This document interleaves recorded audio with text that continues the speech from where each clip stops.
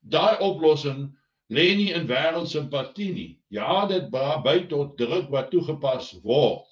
Maar ons eerste prioriteit moet wees, hoe gaan ons die voortbestaan van ons mense verseker?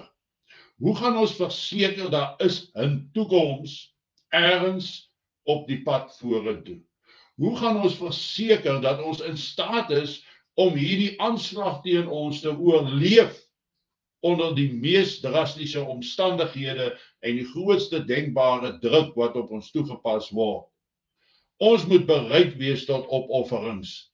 Ons moet dit aanvaar, want ons gaan ook nog gesprekke hê oor byvoorbeeld wat het Johanna Brandt gesê, wat het Roger Thiel gesê, wat het Aloy Ilmeyer gesê, en 'n verskeidenheid van ander ouens wat profetiese redes en voorspellings gemaak het oor Suid-Afrika. Ons gaan daai gesprek hê sodat mense kan bewus wees hoe akkuraat die goed in Suid-Afrika gebeur volgens dit wat in die verlede voorspel was. Ons sien dit voor ons oë afspeel.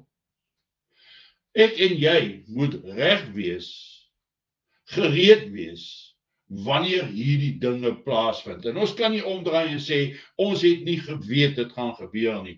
Ons was nie gewaarsku nie.